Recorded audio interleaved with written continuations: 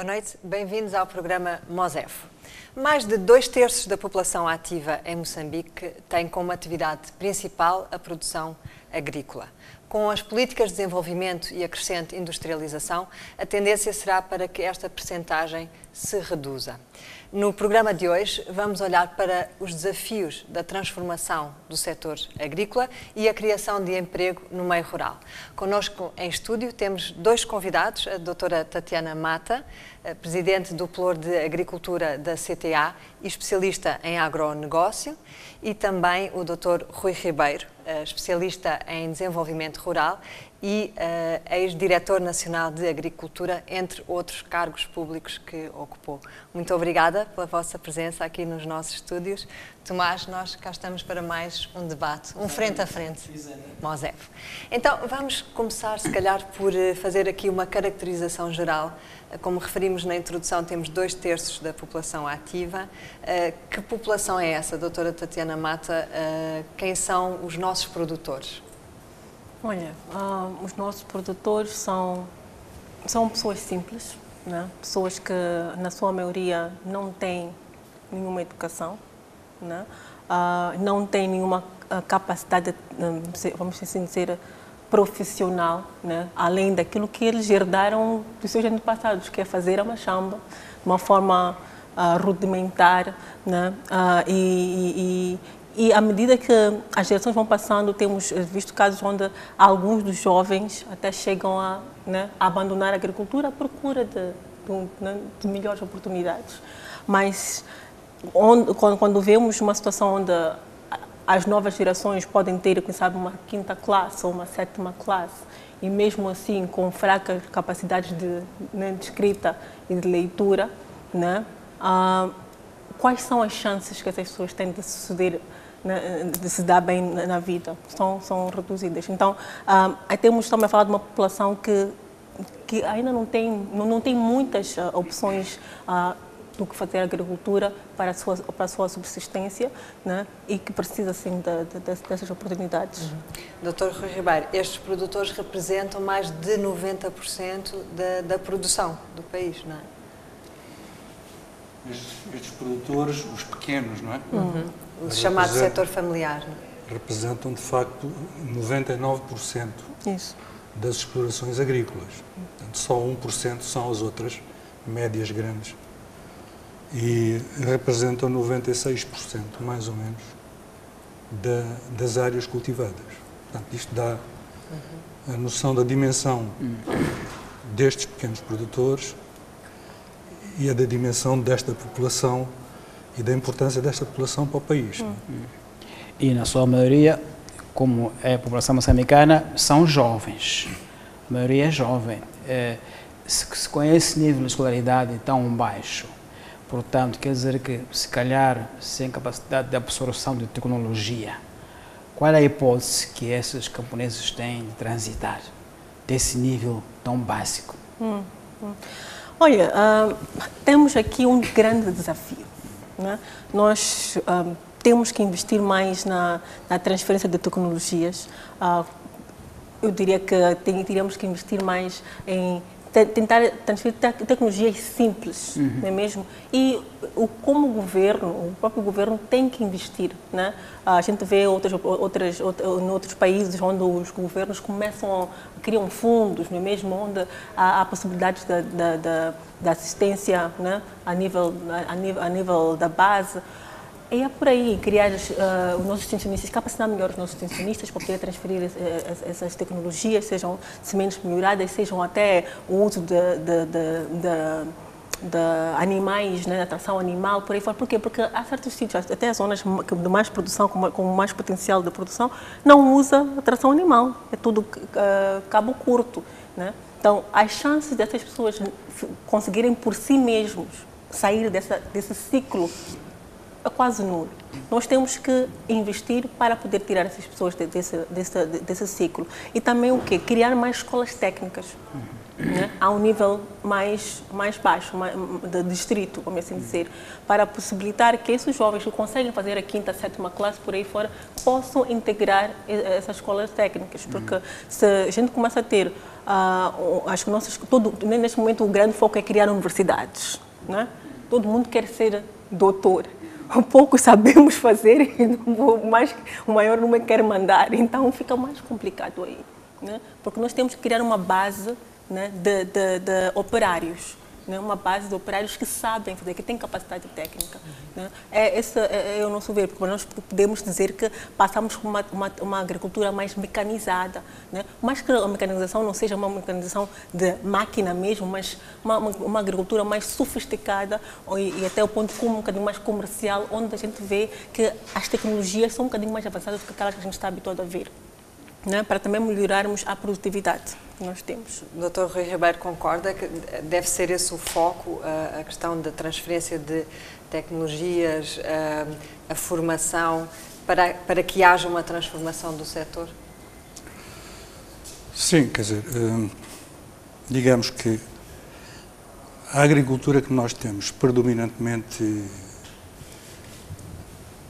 de baixa produtividade, de muito baixa produtividade,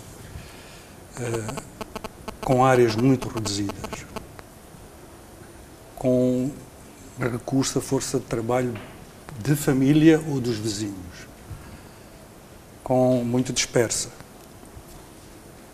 com pequenos volumes de excedentes para o mercado. Esta não é uma agricultura interessante para quem está do outro lado fazendo negócio. Esta não é uma agricultura... Quem é que está do outro lado? Do outro lado estão as empresas que compram, estão as empresas que prestam serviços. Esta agricultura, seguramente, não é com esta agricultura que o país vai ter um setor agrário desenvolvido, um setor agrário que vai ser, de certa forma, impulsionador também de outros setores. Mas, por outro lado, esta agricultura é uma agricultura que tem uma lógica muito forte. É uma agricultura que tem... Os pequenos agricultores funcionam na base de uma lógica de segurança da família e alimentar. Não funcionam na base de uma lógica de mercado. E, portanto, os seus sistemas de produção, os seus sistemas de cultivo, estão adaptados a esta lógica e estão adaptados ao ambiente que eles têm. Portanto, há crises quando há quebras no meio ambiente, do clima, etc. Mas, em geral, estes pequenos agricultores asseguram a sua segurança alimentar. E isto é muito importante. Portanto, qualquer transformação disto tem que ter em conta o que é que isto implica de transformação na segurança das famílias, na estabilidade alimentar. Portanto, temos este dilema, é preciso transformar, a tal transformação estrutural, que significa, basicamente, maior intensidade de capital, maior intensidade do uso de terra. E não tanto maior intensidade de trabalho, porque quanto maior intensidade de capital, vai ser necessária menos força de trabalho. Exatamente. Esta agricultura vai criar novas situações que é preciso prevê-las. Este é que é o ponto. Prevê-las quer do ponto de vista da segurança alimentar dos produtores, quer do ponto de vista de o que é que isto significa em termos de força de trabalho. Porque esta intensificação, digamos assim, da agricultura, a transformação estrutural, vai implicar que haverá força de trabalho sedentária da agricultura. E a questão é como incorporar esta força de trabalho, como se vai incorporar. As políticas agrícolas de transformação estrutural têm que estar ligadas e complementadas com políticas complementares. E neste caso nós não estamos a ter isto. Estamos a ter um PEDSA, mas não estamos a ter um PEDSA complementado. Qual é a relação entre o PEDSA e as outras políticas agroindustriais, indústria, transportes, etc. Quando falamos do PEDSA, falamos do Plano Estratégico para o Desenvolvimento do Setor. O Plano Estratégico de Desenvolvimento do Setor estabelece exatamente como objetivo estratégico a transição, não é, de uma lógica de subsistência, como o doutor dizia, para uma lógica de mercado. Nós, com este programa, quisemos, de certa forma, antever o futuro e perceber quais é que poderão ser as tendências, não é? Como é que o tecido social e económico vai mudar no meio rural com estas políticas de desenvolvimento. E eu trago aqui alguns dados, que fizemos uma pesquisa que podem servir de referência e também ajudar aqui um pouco o debate. São dados da FAO. Olhando, por exemplo, para a África do Sul, temos como população envolvida na produção agrícola 10%. Portanto, 10% da população na produção agrícola. E a produção anual é de 14 milhões de toneladas. Comparando com Moçambique, temos 70% da população e uma produção anual de 2 milhões de toneladas. Doutora Tatiana, que comentário é que pode oferecer que nos ajude a interpretar estes dados? Olha, isso simplesmente demonstra a nossa ineficiência como setor. É isso. Mas olhando também para a frente e para as tendências. Sim, porque o que acontece é que quando existe uma transformação estrutural, né, a agricultura, até num país desenvolvido, é a base, né, daquilo. Por quê? Porque é da agricultura que vem o material, né, da produção, ok? E a matéria-prima. Então, o que acontece é que por mais que o país desenvolva, porque nesse caso a agricultura é eficiente e permite o desenvolvimento dos outros setores, né? Ao acontecer isso, o setor reduz, né? Por exemplo, nos Estados Unidos, 3%. Né? Grã-Bretanha cerca de 4%, França cerca de 6%, né? Que é o peso da agricultura. Mas a eficiência do setor é muito grande, é quando começa a produzir esses números. Né? Quando a gente compara aqui com a África do Sul. No nosso caso é que nós temos uma agricultura onde, em termos de peso, é muito grande e, em termos de produtividade, é pequeno. Né? É bem baixo. Então, temos que ser capazes de melhorar, porque um dos fatores, quando se fala de uma transformação estrutural, há 4 pontos. É que esta transformação estrutural do nível primário deve ser capaz de apoiar o crescimento de outros setores. Né? Então, neste caso, por exemplo, falamos do turismo como também um pilar do desenvolvimento econômico de Moçambique, agora falamos da indústria extrativa. Então, seja o turismo ou seja na indústria extrativa, há necessidade de garantir que aquelas pessoas envolvidas comam. Elas têm que comer. Né? Há matéria-prima que é necessário produzir para alimentar aquelas indústrias. A gente não pode ter, por exemplo, na indústria extrativa em Palma, as empresas a trazerem comida da África do Sul. O que acontece hoje? Por quê? Porque o nosso setor agrícola não está a apoiar o crescimento daquela indústria. E acontece também no setor do turismo, onde há restaurantes que trazem produtos que até que são produzidos localmente, mas como não temos uma cadeia de frio, mesmo que permitam que aqueles produtos cheguem com qualidade aceitável àqueles estabelecimentos, então elas podem trazer de caminhões da África do Sul. Então, o nosso setor agrícola não está a apoiar o crescimento de outros setores. Okay? O segundo ponto é que numa transformação estrutural, temos que ser capazes, nesse caso, a agricultura tem que ser capaz de gerar empregos, não é mesmo? Pode até gerar um grande número de empregos, mas não sejam muito qualificados, mas está a garantir aquelas necessidades básicas daquelas pessoas. Né? Que falamos, aqui o Rui mencionou, por exemplo, o fato de aquelas pessoas poderem trabalhar na agricultura hoje para satisfazer as suas necessidades, né, de subsistência. Então, nós temos que ser capazes de ter uma indústria, um setor que seja capaz de responder, de gerar empregos. Okay? Como terceiro ponto, tem que ser capaz de criar uma base tributária ainda maior. Né? Contribuir para o crescimento, né, fiscal, né, em termos de recolha. E quarto, tem que ser capaz de atrair investimentos. Né? Também o Rui mencionou que as pessoas do outro lado olham para nós, não veem um setor atrativo. E nesse caso, um investidor estrangeiro pode olhar para o nosso setor como um setor, até por ter potencial agrícola ótimo, Moçambique tem um grande potencial agrícola, muita terra, água, por aí fora. Mas não é eficaz e eficiente. Então, nós temos que ser capazes de satisfazer, a transformação estrutural tem que ser capaz de satisfazer esses 4 pontos. Né? Pegando nisso, o Dr. Rui Ribeiro referia sobre a intensificação do setor agrário, em termos, se calhar, de uma mais intensa mecanização, eventualmente, mais sistemas de irrigação, por aí fora, mas colocava a questão de que essa intensificação pode criar problema de que há de haver mão de obra no campo excedentária. Portanto, jovens que não estejam à altura de, nesse processo, se integrarem.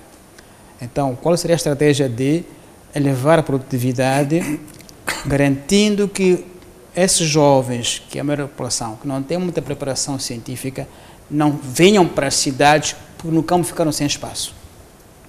Porque essa questão de êxodo rural é sempre presente nessa modernização agrícola. Essa é uma questão muito complexa, muito difícil, não é?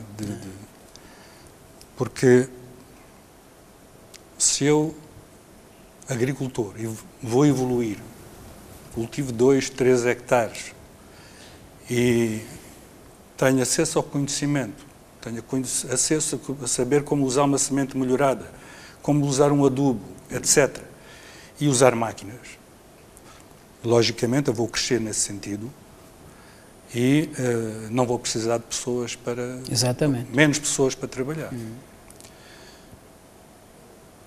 Se eu for jovem, se calhar vou ser mais dinâmico do que o meu pai ou o meu avô e vou crescer mais, vou ter melhores resultados. Mas o certo é que não podemos esperar que esta transformação estrutural vai ser massiva. Não vai ser massiva. Em nenhum lado houve uma transformação massiva. Por isso é que a população agrícola reduz. Vai reduzindo. Conseguimos, doutor, antecipar daqui, por exemplo, a 20 anos, qual é que será a população envolvida no setor agrícola em Moçambique? Haverá previsões? Não tenho previsões. A Agenda 2025 é que daqui a 2025 serão 35% ou 40% de população urbana. Portanto, não há um grande crescimento. Mas o certo é que hoje já se verifica que há um fluxo de jovens do campo para a cidade. Exatamente. Isto é um facto. E esse fluxo de jovens do campo para a cidade é por vários motivos. Um deles é que o trabalho agrícola é, de facto, duro. E ele teve acesso à educação, etc. E tem todo o atrativo do consumo dos centros urbanos. Portanto, inverter este fluxo significa ter que criar oportunidades de emprego, além das oportunidades de desenvolvimento da agricultura, tem que se criar oportunidades de emprego nas zonas rurais e oportunidades para as pessoas terem bem-estar, portanto, terem educação, terem saúde, terem água. Estas questões têm... Por isso é que eu estou a dizer, a transformação estrutural da agricultura tem que ser ligada com isto, porque senão nós vamos criar, vamos aumentar a quantidade de gente nas cidades. Nas cidades. Pois. Sem preparação para sobreviver no meio urbano. E não é a indústria extrativa que vai empregar estas pessoas todas. Portanto, são várias coisas, é o turismo, é a indústria nas zonas rurais, é a construção, Bom, mas eu não sou exatamente uma pessoa de... Essa é uma questão que vamos deixar para a segunda parte deste debate. Quais é que serão as estratégias para a criação de emprego com estas tendências e com a transformação do setor? Vamos para um breve intervalo. Aproveito o intervalo para consultar a nossa página do Facebook. Encontra em www.facebook.com/Mosef.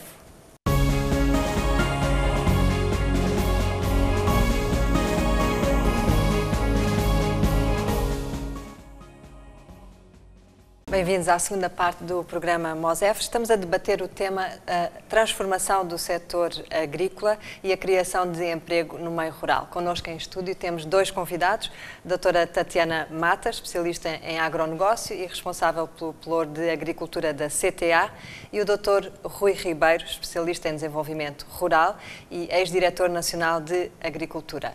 Na primeira parte olhámos para estas tendências, a questão da produtividade, da eficiência, e ficou uma questão no ar. Quais é que serão as estratégias de retenção da população, nomeadamente dos jovens, no meio rural, à medida que as famílias forem abandonando a atividade agrícola? Doutora Tatiana Mata também é empresária na área de agroserviços. O que é que a sua experiência pode ensinar-nos, vá lá, em termos de estratégias de criação de emprego? Olha, eu acho que, com base no que a gente havia mencionado, acho que há uma necessidade de olharmos para o setor agrícola, né? Não só de uma forma isolada, mas de uma forma integrada. Okay? Sim, a população pode adotar novas tecnologias, o que vai resultar em uma maior produtividade, quer dizer que ele tem um produto na mão, que ele precisa vender. Né? Porque o produtor, às vezes, não aumenta as áreas de produção porque ele não sabe onde vender, né? Ou se ele não tem garantias de mercados. Né? Então, se ele tiver mercados garantidos, se tivermos, começamos a criar oportunidades para ver o processamento, né, o agroprocessamento a nível distrital e provincial. Nós ainda temos, aí vamos começar aqui a criar novos empregos na base. As pessoas não vão ter que sair para vir à procura de emprego, eles mesmos vão começar a criar esses empregos. Mas, ao mesmo tempo, temos que olhar para todos os outros fatores, como falou-se da água, das estradas, por aí fora. Quer dizer, que tem que haver uma planificação conjunta dos vários departamentos, dos vários setores, para isso, para atrair um investimento para aqueles locais. Né? É a única forma, senão vai haver um exodus para as cidades. Né? E temos o quê? Começamos já a ter problemas sérios de pobreza periurbana, porque essas pessoas continuam não tendo capacidade de responder às necessidades de emprego, né? Quando a gente usa vários requisitos. Né? Tem 12ª classe? Não tem.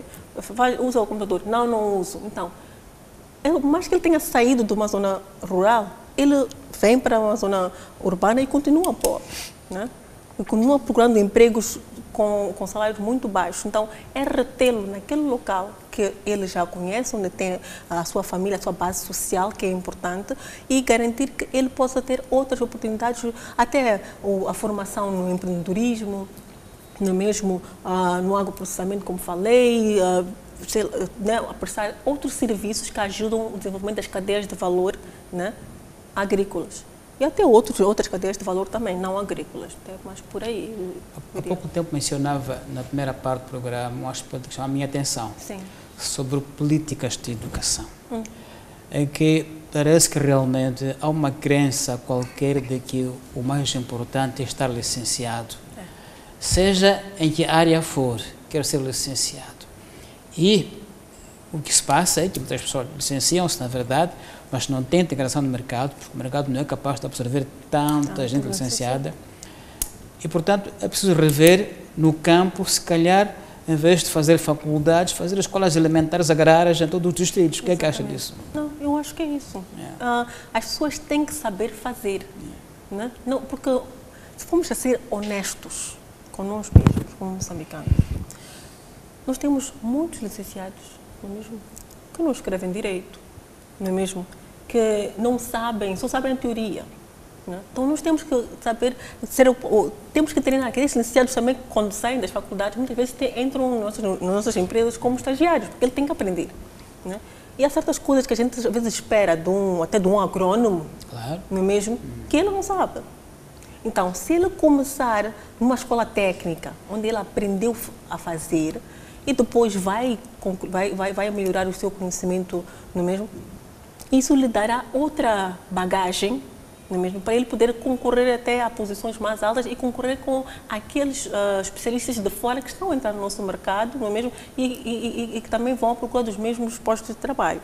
Então, seria uma forma também de reter a nível da base ou distrital, né, as pessoas, né, dando-lhes capacidade para fazerem, né, não lhe dar o pão, mas ensiná-lo a ir fazer o pão sozinho. Não é?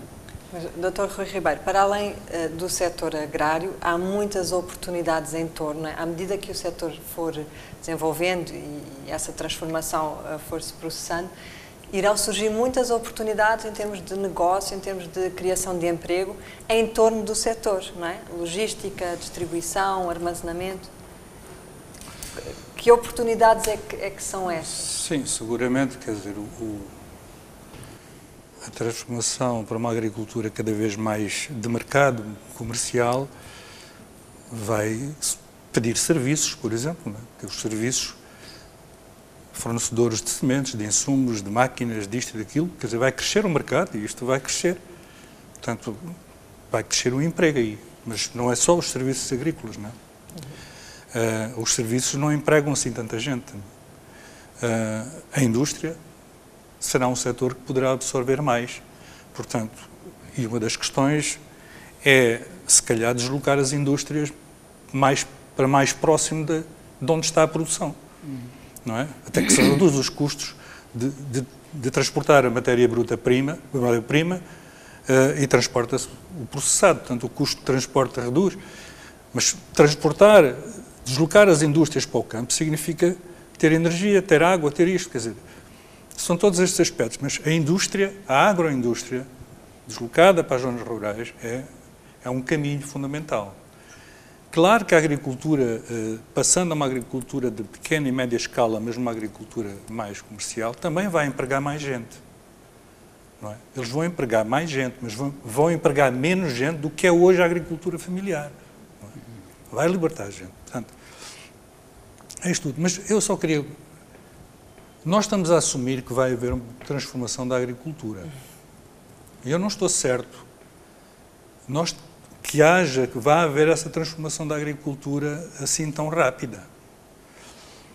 E não estou certo porque a pergunta é, nós temos há muitos anos políticas que dizem prioridade à agricultura familiar, prioridade a transformar a agricultura, integrá-la no mercado.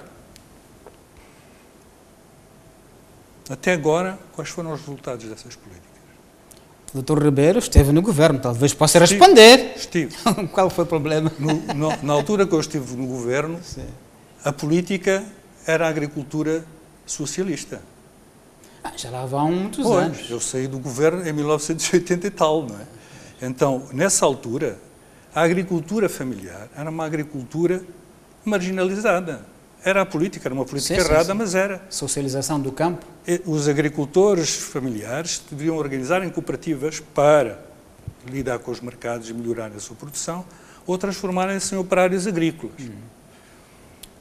As prioridades para a agricultura familiar vêm quando há as reformas. Bom, há um pouco antes também já.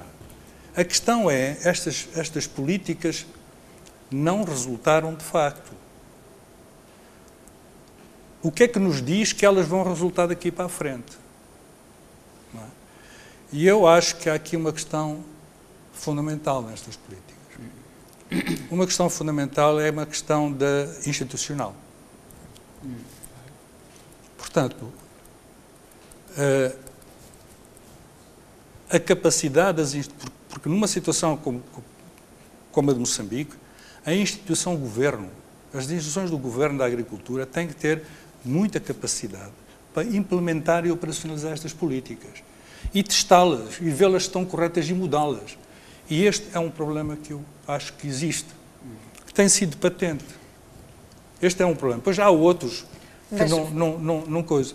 Porque as políticas estão em papel, mas em termos de... não são operacionalizadas, não são operacionalizadas. Mas fala-se muitas vezes na fragilidade das instituições, mas essa fragilidade tem a ver com o quê? É falta de autonomia, de capacidade ou nível de decisão, é falta de recursos, de competências. A que é que se deve essa fragilidade? Quando eu digo que eu não estou certo, para além das instituições não se desenvolvem por si só, quer dizer, elas têm que tem que haver estabilidade institucional, não pode ser mudanças constantes do Ministério, depois acrescenta mais isto, depois retira isto e depois reestrutura. Tem que haver estabilidade. Mas os serviços públicos são essenciais, porque ainda não há serviços privados. À medida que os serviços privados vão se desenvolvendo, os serviços públicos vão reduzindo. Mas um produtor precisa de laboratório de solos, precisa de saber que praga tem, precisa de conselho técnico sobre como utilizar semente ou adubo. Quer dizer, e então nós verificamos o quê? Qual é o investimento no setor público agrário? Os tais 10% do milénio, não sei o que, do CADAP, não passa dos 5%. E depois, qual é a qualidade deste investimento? Qual é a qualidade? Este investimento está, de facto, a estender e a melhorar a qualidade de serviços aos produtores? Eu acho que não está. Portanto, não é só a fração do orçamento que vai para o setor, é como é que essa... É a qualidade do investimento. Exato. Para que é que é canalizado? Que coisa. E depois, é toda a parte do investimento que tem que ser facilitado para o próprio setor privado. Este é outro aspecto. Quando eu leio o PEDSA, não estou claro do que é de facto o papel do setor privado e como é que este setor privado vai ter acesso a recursos para poder investir, para poder correr riscos, porque esta agricultura tem riscos mesmo, quer dizer, ir comercializar nas zonas rurais tem muitos riscos. Então, e são esses instrumentos, não basta dizer prioridade, vamos transformar, é preciso dizer o que é que isto significa em termos de medidas operacionais de política e como é que elas vão ser implementadas, com que capacidades, por quem, a que níveis. Assim que eu ouço a falar, desculpa, Cristiana, estou-me a recordar da entrevista que aqui fizemos, o debate com o Dr. António Souto, o engenheiro João Carrilho. O Dr. Souto falava com insistência de políticas agrárias erráticas, isto é, mudanças sistemáticas e constantes, e falava também de falta de inclusão real de todas as partes interessadas. Ele criticou muito o tal PEPSA, dizia que só tem 3 frases sobre o setor privado. Estou a ouvi-lo a repetir essa crítica. Então é uma coincidência, quase 100% sobre essa abordagem. Então parece que a questão de qual é o papel do Estado sobre todas essas políticas e como é que ele envolve todas as partes envolvidas para que saia uma estratégia com a qual todos se identifiquem e para a qual todos possam participar na implementação. O tal consenso nacional... Parece uma questão importante. É importante. Por exemplo, nós como CTA, né, só para dar o exemplo do piloto do agronegócios, nós temos a nossa matriz. E a matriz descreve os vários assuntos que achamos críticos, não é mesmo? E que com o governo queremos dialogar para tentar chegar a... Né? Consenso. Há um consenso, há um ambiente de negócios mais atrativo. Né? E há pontos ali que estão há anos, não é mesmo? Por quê? Porque até já chegamos a um acordo em termos de... Okay, vai-se criar esse decreto, já foi feito, rubricado e tudo mais, mas o decreto não passa. Agora tivemos o decreto do IVA, não é mesmo? Que voltou em dezembro do Parlamento. Mas depois de ter sido feito, ter sido acordado ao nível do Ministério, né, com o Ministério, sim, está tudo bem, no Ministério das Finanças, voltou. Nós nos perguntamos por quê. Se esse decreto já foi aprovado, o que se passa para a implementação? Não há. Nós, como setor privado, não conseguimos entender. Então, é quando dizemos, olha, um governo, um ministério diz que a agricultura é nossa, estamos convosco, estamos a lutar. Vamos a outro ministério não nos entende. Né? Mas, então, doutora Tatiana, o setor privado na área da agricultura é suficientemente coeso e tem uma voz suficientemente forte para se fazer ouvir? Olha, nós temos, olha, como Pelour, no CTA, nós temos como nosso parceiro número 1 o Ministério da Agricultura. Não é mesmo? Encontramos-nos com o CEPAGRE uma vez por mês para discutir aqueles pontos. Né? Olha, qual é o ponto de situação? Deram seguimento. Né? Encontramos com um ministro, não é mesmo? Temos que encontrar com ele 2 vezes por ano. Temos que encontrar com o primeiro-ministro o primeiro-ministro, desculpa, 2 vezes por ano, com o presidente, no fim, 1 vez por ano. O ministro, quando a gente pede, de princípio, tem que nos receber, porque nós somos o parceiro. Né? Então, se a gente chega a um acordo ou pressionamos, pomos pressão, apresentamos evidências que isto não funciona, que para promover o investimento no setor há necessidade de fazer ABCD, e a gente apresenta essas evidências que não há razão para o outro lado não estar sensível e responder, porque nós garantimos os empregos. Não é mesmo? Nós garantimos que a economia cresça como setor privado. E setor privado local, a maior parte das vezes. Porque fomos a ver, as grandes empresas têm as isenções. Nós não temos as isenções. Nós quem? Quando nós, como setor privado nacional. Não é mesmo? Mas o nosso interesse é quando a gente defende os assuntos, defendemos os assuntos como setor privado, né, total. Mas aí está, é que o fato do setor privado nacional também não ter alguns dos benefícios, né, quer dizer que carregamos ainda um peso ainda maior, né, e investimos o nosso dinheiro, porque ir aos bancos, falou-se, a agricultura é uma atividade de risco, não é mesmo? Então, o custo do capital é bastante alto, né? E, às vezes, não há capacidade para uma empresa conseguir o crédito. Se a pessoa quer, por exemplo, $100.000, a pessoa tem que ter capacidade de apresentar como garantias uma garantia de $120.000. É assim que os bancos funcionam. Né? Então, tens que começas a pensar, se eu preciso de $120.000 de garantia, por que eu vou ao banco pedir $100.000?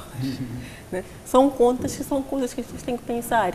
Então, para o setor privado, o governo tem que ser mais sensível, temos que continuar a dialogar, tentar chegar a resoluções o mais rápido possível e fazer a implementação, porque a capacidade do governo também, como falamos, para implementar até estratégias e políticas ainda é fraca. É capacidade humana, né? É essa retenção baixa, né? Que hoje alguém está lá que já estava a trabalhar connosco, no dia seguinte é uma outra pessoa, né? Tens que começar de novo o processo, né? Então são vários fatores que afetam a capacidade do próprio governo de implementar algumas das suas próprias políticas. Eu vejo que são vários pontos levantados aqui. Se eu puder enumerar, extensão rural, mercados eficientes, formação técnica, inserção tecnológica, são questões que foram aqui arroladas. Se quiséssemos definir prioridades nesta mesa, onde é que nós íamos dizer? Transformação do meio rural. Prioridades para a transformação da agricultura familiar. Para uma agricultura mais de mercado. Mais de mercado. Bom, eu acho que a primeira prioridade é levar o conhecimento ao produtor.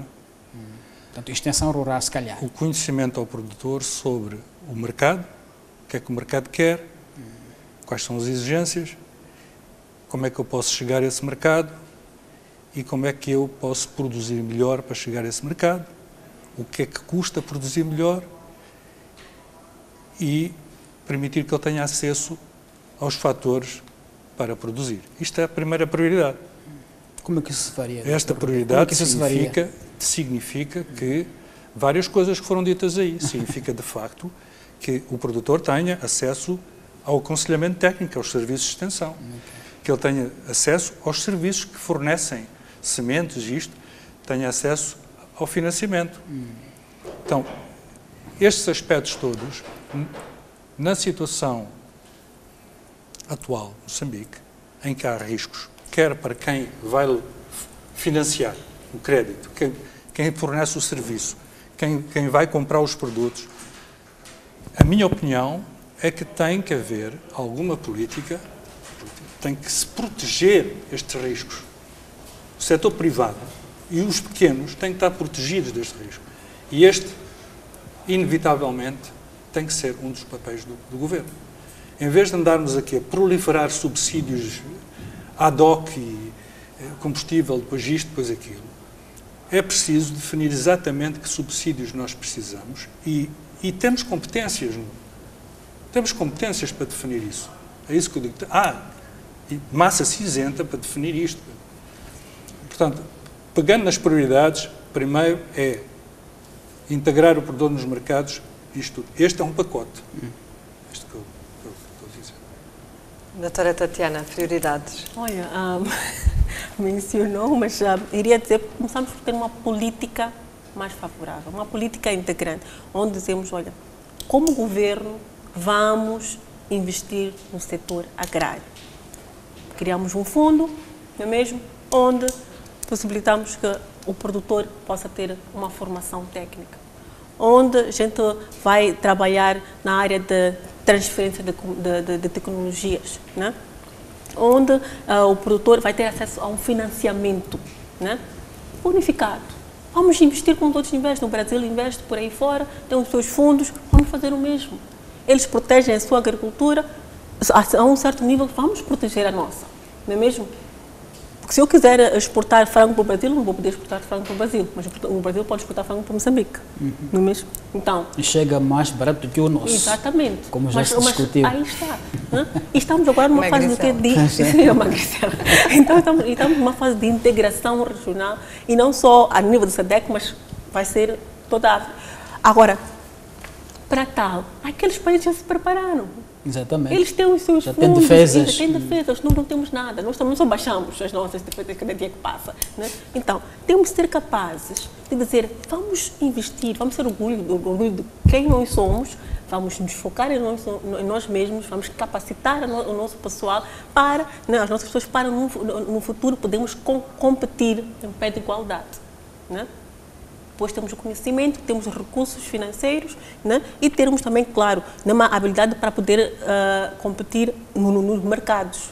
Né? Saber onde precisamos ir e irmos com orgulho. Né? Estamos a caminhar para os momentos finais do nosso debate, mas há um ponto que eu acho que seria importante esclarecer ainda, é que foram levantadas algumas críticas ao plano estratégico e às políticas em vigor. Só para esclarecer, podem não concordar com os processos, mas concordam com o rumo que está definido, que é essa transição de uma agricultura de subsistência para uma agricultura virada para o mercado. Portanto, em relação ao rumo da política, estão de acordo ou não? Sim, o que eu critiquei não foi o rumo, não foi aquilo que está definido, posso ter algumas críticas, mas foi a falta de operacionalização sucessiva das políticas, foi isso que eu falei. Sim. O PEDSA, o rumo, as estratégias que eles falam, concentrar por corredores em zonas com maior potencial, o tipo de produtos a priorizar, os 4 pilares que eles falam, que se falam no PESA, eu estou de acordo. Bom, acho que o PESA é demasiado, não é? Tem não sei quantos demasiado ambicioso. Resultados, tem não sei quantas, 180 e tal ações estratégicas, se me lembro bem. É difícil gerir um PESA deste tipo. E depois o PESA é transformado num PANISA, Programa Nacional de Investimento do Setor Agrário, que prevê cerca de 4 mil milhões de dólares, isto em dólares, para investir. E eu acho que isto é realista pensarmos nisto, e só até agora que eu saiba, são 20% que está assegurado financiamento para o período 2013-2017.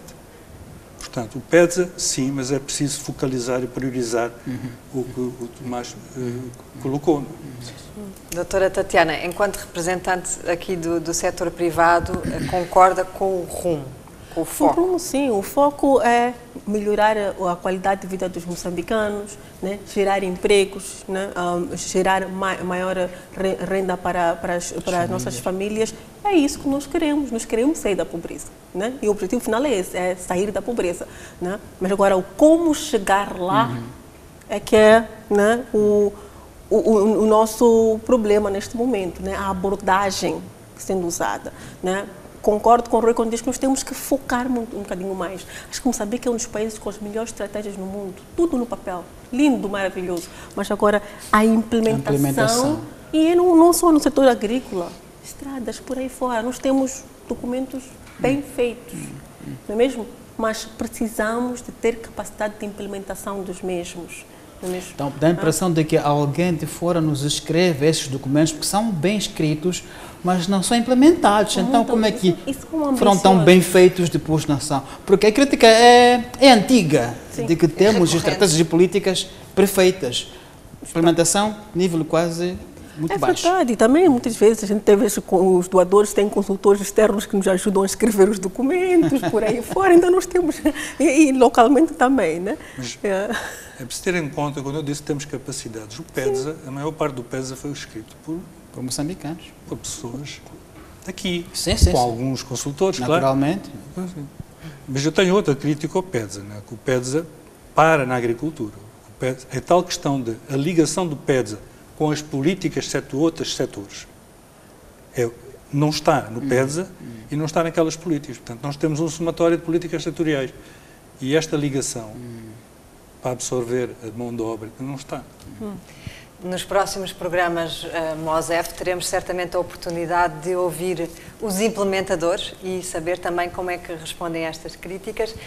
Tivemos connosco a doutora Tatiana Mata, da CTA, e o doutor Rui Ribeiro, especialista em desenvolvimento rural. Muito obrigada a ambos pela vossa companhia aqui nos nossos estúdios.